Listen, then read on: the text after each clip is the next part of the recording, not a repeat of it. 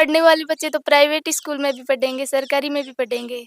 Uniform तो खराब होती ही थी कीचड़ में, लेकिन जाना तो पड़ता ही था। पढ़ाई के टाइम तो नहीं करता था, वैसे तो बहुत परेशान करता है। हाँ माला राम जी, आप तो माला माल हो गए। आपकी बच्ची ने 94.60% बना के इतिहास रच दिया है। आपकी बेटी रवीना किसी नगीना से कम नहीं है। आज मैं पूछा हूँ बांसदयाल के एक छोटी सी डाणी में, जिसमें तकरीबन 3-4 ही घर हैं, उस छोटी सी डाणी की रवीना प्रजापति मेरे साथ में है, जिसने सरकारी विद्यालय में पढ़ के कक्षा 12 के कला संकाय में 94.60% अंक हासिल करके इतिहास रच दिया है। सबसे पहले तो रवीना, आपको बहुत बहुत बधाई एवं ढेर सारी शुभकामनाएं। Thank you sir. कैसा महसूस कर रही हो आप? अच्छा महसूस कर रही हूँ। कितनी खुशी हो रही है? बहुत ज़्यादा खुशी हो रही है। उम्मीद थी या विश्वास था कि 94.60 बन जाएगी? हाँ, मुझे पक्का विश्वास था। जिस हिसाब से मैंने मेहनत की थी, मुझे पक्का विश्वास था कि इतनी बन ही जाएगी। या ज्यादा की उम्मीद थी? अब 1-2 अंक का तो हो ही जाता है ऐसे। कक्षा 10 में कितने प्रतिशत थे आपकी? 78.67। तो आपने तो बहुत ज्यादा काफी इम्प्रूवमेंट किया है। जी। अच्छा, आप ये बताइए, आप घर पे पढ़ाई किस तरह से करती थी? मैं सुबह जल्दी उठती थी, जल्दी उठकर 1 डेढ़ 2 घंटे पढ़ाई करती थी। उसके बाद अपनी डेली रूटीन के बाद स्कूल जाती थी। स्कूल में यदि कोई पीरियड खाली होता था, उसमें स्वयं बैठकर पढ़ाई करती थी। सर नोट्स बनवाते थे, उन्हें पढ़ती थी और घर आकर मतलब शाम को जल्दी खाना खा लेती और रात को लेट तक पढ़ती थी। आप घर पे जब पढ़ाई करती थी तो टेबल कुर्सी पे बैठ के पढ़ती थी या चारपाई पे बैठ के पढ़ती थी? कैसे पढ़ती थी? चारपाई पे बैठ के ही पढ़ती थी। आपके पास में टेबल कुर्सी नहीं है? जी नहीं। देखिए दोस्तों, ये गरीब की बेटी है, जिसके पास में टेबल कुर्सी भी नहीं है, और ये चारपाई पे बैठ के ही पढ़ाई करती थी। तो चारपाई पे आपको नींद नहीं आती थी? नींद आती थी तो थोड़ी देर इधर-उधर डोल लेती थी, फिर ऐसे थोड़ी-थोड़ी देर करके। अच्छा, आप रात को कितनी बजे तक पढ़ती थी? रात को लगभग 11-12 बजे तक पढ़ाई करती थी।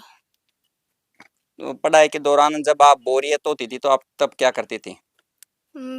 थोड़ी देर मोबाइल चला लेती थी, मम्मी-पापा के साथ बैठ के बातें कर लेती थी, फिर तो पढ़ने। मम्मी पापा भी आपके रात के 11 बजे तक जगते रहते थे क्या? जी, जगते ही रहते थे मेरे साथ-साथ ही। मतलब आपकी सफलता में मम्मी पापा का भी बहुत बड़ा योगदान है। जी, तो इस दौरान आप चाय वगैरह भी पीती थी क्या? जी, नहीं चाय नहीं पीती मैं, चाय पीती नहीं हो आप? क्यों? वैसे ही आदत नहीं है चाय पीने की। अच्छा, आपकी स्कूल का क्या नाम है? Government senior secondary school Baskarnawat. आपकी स्कूल यहाँ से कितनी दूर है? यहाँ से लगभग लगभग 2.5-3 किलोमीटर। अच्छा, आप यहाँ घर से जब स्कूल में जाती थी तो कितना समय लगता था आपको स्कूल तक पहुँचने में? लगभग 30-45 मिनट लग जाते थे। यानी जो स्कूल का समय था उससे आपको 30-45 मिनट पहले यहाँ से चलना होता था, हाँ, और 30-45 मिनट बाद में आप घर पे पहुँचती थी। हाँ, इतनी देर लगती थी। आजकल के बच्चे बड़ी-बड़ी प्राइवेट स्कूलों में पढ़ रहे हैं, तो आपने कभी पापा से ये नहीं कहा कि मेरे को प्राइवेट स्कूल में पढ़ाओ? जी नहीं, मतलब पढ़ने वाले बच्चे तो प्राइवेट स्कूल में भी पढ़ेंगे, सरकारी में भी पढ़ेंगे। तो मैंने कभी नहीं कहा कि मैं प्राइवेट स्कूल में पढ़ूँगी। स्कूल की बात करें तो स्कूल में किस तरह से पढ़ाई का क्या माहौल था? किस तरह से पढ़ाते थे गुरुजी? हमारे स्कूल के मतलब 3 लेक्चरर हैं, बहुत अच्छा पढ़ाते थे, हमें नोट्स भी बनवाते थे, काफ़ी मेहनत करवाते थे, अगर कोई डाउट होता था उसे क्लियर करते थे। और हालाँकि हमारी स्कूल में इंग्लिश के कोई टीचर नहीं है, फिर भी हमारे प्रिंसिपल सर हैं, उन्होंने काफ़ी मेहनत करवाई और इंग्लिश में अच्छे नंबर प्राप्त किए। सब्जेक्ट की बात करें तो आपके पास में कौन-कौन से विषय थे? Political science, geography, Hindi literature और हिंदी और अंग्रेजी कंपल्सरी।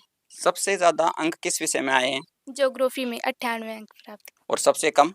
सबसे कम इंग्लिश 89। बड़ी हो के आप क्या बनना चाहती हैं? मतलब आपका सपना क्या है? मैं बड़ी होके यूपीएससी की तैयारी करना चाहती हूँ। यूपीएससी में आप आईएएस या आईपीएस हैं? आईएएस।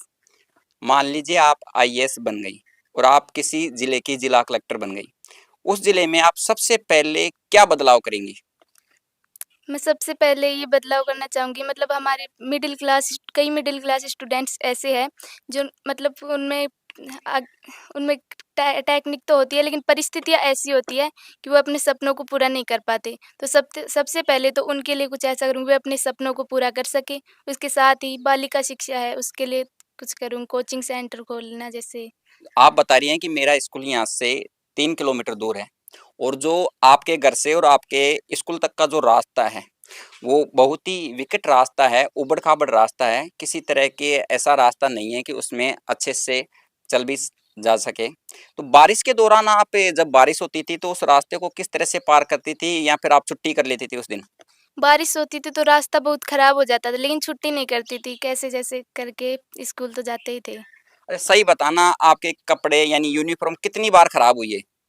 यूनिफ़ॉर्म तो खराब होती ही थी कीचड़ में, लेकिन जाना तो पड़ता ही था।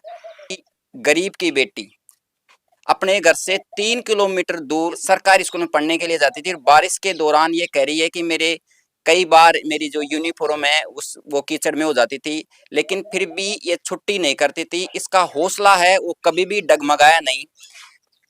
क्या नाम है सर? सर मेरा नाम मालाराम है। मालाराम जी, आप तो मालामाल हो गए। आपकी बच्ची ने 94.60% बना के इतिहास रच दिया है। हाँ जी, मालामाल तो हो गए, बहुत खुशी हो रही है इस चीज़ की। आपकी बेटी रवीना किसी नगीना से कम नहीं है। जी। तो आपको गर्व है? हाँ, गर्व है बेटी के ऊपर बहुत ज़्यादा। कितने बच्चे हैं आपके? 3 बच्चे हैं। क्या करते हैं बच्चे? बच्चे पढ़ाई कर रहे हैं तीनों। तो रवीना से बड़े हैं या छोटे हैं? रवीना से बड़े हैं तीनों, तो दोनों। रवीना आपकी लाडली है। हाँ, लाडली तो है ही, लाडले तो वो भी लाडले ही हैं। नहीं नहीं, छोटे वाले पे कुछ मम्मी पापा का कुछ ज्यादा ही प्रेम रहता है। हाँ, इतना तो होता ही है। तो आप अपने और जो इससे दो बड़े हैं उनसे रवीना को किस तरह से अलग देखते हैं आप? नहीं, अलग तो नहीं देखते हैं, तीनों को मतलब एक समान ही। आप क्या करते हैं सर? मैं मज़दूरी करता हूँ।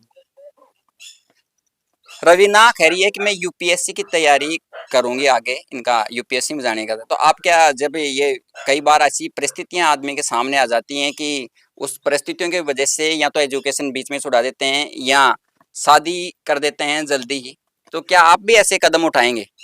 नहीं, अभी तो मतलब मेरा तो ये सोचना नहीं है कि भई पढ़ाई छुटवा देंगे, ऐसी तो कोई बात नहीं है। मैं भी यही सोच रहा हूँ कि जितना मतलब जो कुछ करना चाहेगी वो करवाएँगे, कैसे भी करके करवाएँ हम। यूपीएससी की तैयारी के लिए बहुत पैसा चाहिए होता है, कहाँ से लेके आएंगे आप? पैसा कुछ मेहनत मज़दूरी करके कमाएँगे, कुछ किसी से ब्याज में ले लेंगे, लेकिन करवाएँगे अगर करना चाह रही है तो। लेकिन बेटी को कलेक्टर बनाएंगे। हाँ, पक्का बनाएँगे। मोबाइल कितनी देर चलाती थी आप रवीना? मोबाइल ज़्यादा देर नहीं देखती, जैसे पढ़ाई के दौरान थोड़ा बोर हो जाती थी तो देख लेती थी। अच्छा, आप ये बताइए कि आपका जब रिजल्ट आया उसके बाद में आपकी डाणी में कैसा क्या माहौल है? लोग क्या कर रहे हैं? किस तरह की बातचीत कर रहे हैं? जब रिज़ल्ट आया तो सब लोग ऐसे बोल रहे बहुत अच्छा बना लिया, बहुत अच्छा बना लिया, मतलब घरवाले भी बहुत खुश हैं, मतलब पूरा समाज ही बहुत खुश है। रिश्तेदारों के फ़ोन आ रहे होंगे, बधाइयाँ दे रहे होंगे। बहुत ज़्यादा सब लोग फ़ोन कर रहे हैं। सबसे पहले आपको ये खुशखबरी किसने सुनाई थी? रिज़ल्ट आया था तो मैं 3 बजे ही मोबाइल लेके बैठ गई थी रिज़ल्ट देखने के लिए, लेकिन सबसे पहले मेरा छोटा वाला भाई है, उसने रिज़ल्ट निकाला। उस समय आप क्या महसूस कर रही थी? उससे मतलब ऐसा हो रहा था कि कैसा रिज़ल्ट आएगा, कैसा रिज़ल्ट आएगा? धड़कनें घबराहट। ऊपर नीचे तो नहीं हो रही थी? अब जैसे-जैसे रिज़ल्ट पास आ रहा था ऐसा लग रहा था पता नहीं कैसा रिज़ल्ट आएगा, लेकिन जब रिज़ल्ट आया तो बहुत खुशी हुई देख के कि इतने अंक प्राप्त किए। अच्छा, आप तीनों बहन-भाई एक साथ ही बैठ के पढ़ते थे या आप अलग पढ़ती थी? जब 12th क्लास तक तो हम तीनों साथ-साथ ही पढ़ते, लेकिन फिर बाद में बड़े वाले भैया अलवर कोचिंग करने लग गए और छोटे वाले भैया कोटपुतली, फिर मैं यहाँ अकेली ही पढ़ती थी। क्या नाम है? प्रदीप कुमार। प्रदीप, आप रवीना के क्या लगते हैं? अब इसको बड़ा भाई। तो आपने बड़ा भाई होने का फर्ज निभाया है। हाँ जी सर, निभाया है। अच्छा, आप रवीना की सफलता से कितने खुश हैं? ये बहुत खुश हूँ सर, बहुत खुश हूँ। तो आपको भी विश्वास था क्या रवीना 94.60% बना लेगी? हाँ, सर विश्वास तो था, मतलब ये पढ़ती थी उस हिसाब से लगता था कि 94 से, हमें तो ऐसा लगता था कि ज़्यादा बनेगी, बट बनी नहीं। आप क्या करते हैं? मैं तैयारी कर रहा हूँ, किस चीज़ की? दिल्ली पुलिस की तैयारी कर रहा हूँ। परेशान तो करता होगा ये, हैं? पढ़ाई के टाइम तो नहीं करता था, वैसे तो बहुत परेशान करता है। हाँ, वैसे तो करता था नहीं? हाँ, किस तरह से परेशान करता था? छोटे-मोटे काम के लिए कहता होगा, "जा रवीना मेरे लिए ये मोबाइल लेके आ, पानी लेके आ।" खुद नहीं जाता था, मुझे भेजता था। कुछ भी जे काम करवाना होता था तो खुद नहीं जाता था। क्या बोलता था? ऐसे बोलता जा वो लेके आ, किसी बहाने से भेज देता था, फिर काम करवा लेता था। तो आप मना नहीं करती थी? कभी मना नहीं की? नहीं।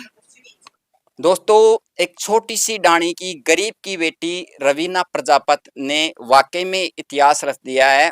कैमरा पर्सन केवल्य सिंह के साथ मैं मोहनलाल मौर्य, देखते रहिए मौनवाणी।